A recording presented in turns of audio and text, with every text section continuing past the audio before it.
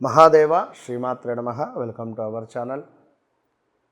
మీ యొక్క ఆరా శక్తి తగ్గింది అని మీరు అనుకున్న నెగిటివ్ ఎనర్జీ విపరీతంగా మమ్మల్ని కట్టిపడేస్తుంది అని చెప్పి అనుకున్న విపరీతమైనటువంటి ఇబ్బందులు, అసలు ఏ పని అనుకున్నా కూడా చాలా దరిద్రంగా ఉంది అని అనుకునేటువంటి వారి కోసం ఈ వీడియో. ఎందుకంటే ఎప్పటికప్పుడు తప్పకుండా ఎంతో కొంత వ్యక్తిగత విషయాలలో కానీ, అదేవిధంగా మనము చేసే కొన్ని మంచి చెడు విషయాలలో కానీ, అందరినీ నమ్మడం మూలకంగా కానీ, లేదా మన ఎనర్జీ అనేటువంటిది సరిపోకుండా, అంటే ఇప్పుడు మనము ఏదైతే ఉందో, ఉదాహరణకు ఇప్పుడు పవన్ కళ్యాణ్ గారు ఉన్నారు. తన ఆరా ఎంత ఎక్సలెంట్గా ఉంటుందంటే ఎవ్వరి గురించి తప్పుగా మాట్లాడకపోవడం కానీ, లేదా అంటే కొన్ని విషయాల పట్ల మనం మౌనాన్ని పాటించడం ద్వారా మనకు తెలియకుండానే ఎదుటి వ్యక్తి మనకు విలువ ఇచ్చే పరిస్థితి ఉంటుంది. కనుక ఎంతలా ఉండాలో అంతలో ఉంటే మంచి ఫలితాలు ఉంటాయి. సో అలా లేకుండా ఇవాళ రేపు ఎన్నెన్నో ఇబ్బందులు చూస్తూ ఉన్నాం. సరే, ఏది ఏమైనప్పటికీ కూడా జాతకరీత్యా కూడా కొన్ని గ్రహాలు ఉండేటువంటి స్థానంలో కానీ నెగిటివ్ ఇంపాక్ట్లో ఉన్నా కూడా మనకు ఇబ్బంది అనేటువంటిది వస్తుంది. ఏది ఏమైనప్పటికీ మౌనము అనేటువంటిది ఎక్కువగా మాట వలన చాలా మనము చెడు ప్రభావాన్ని మూటగట్టుకునే పరిస్థితి ఉంటుంది. ఒకరికి మెల్లగా చెప్పవచ్చును, అదేవిధంగా ప్రేమతో చెప్పవచ్చును, కోపంగా చెప్పవచ్చును. ఆ ఎదుటివాడు మనల్ని ఏ విధంగా అర్థం చేసుకుంటాడు?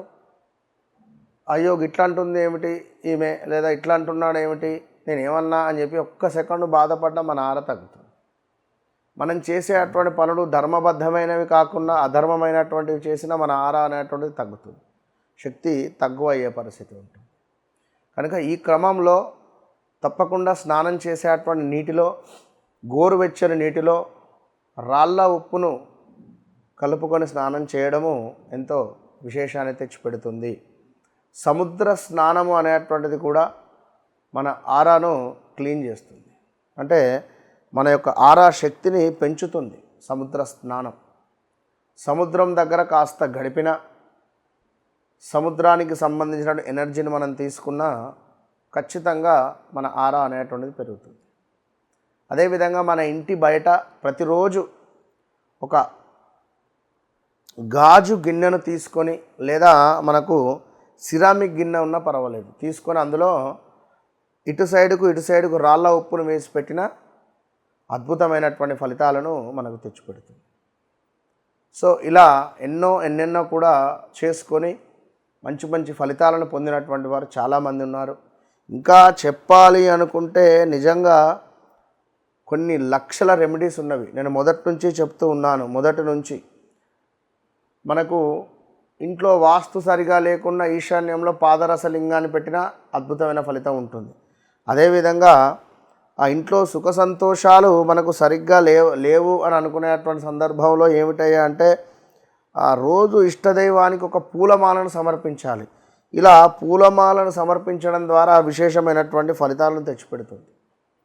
ఇలాంటివి కొన్ని లక్షల రెమెడీస్ ఉన్నవి. కానీ వ్యక్తిగత జాతకరీత్యా మనకు నడిచేటువంటి అంతర్దశలను బట్టి మనము ఏం రెమెడీ చేస్తే బాగుంటుంది అనేటువంటి విషయాలను మనకు కళ్ళకు కట్టినట్టుగా మన జాతకం అనేటువంటిది మనకు సూచిస్తుంది.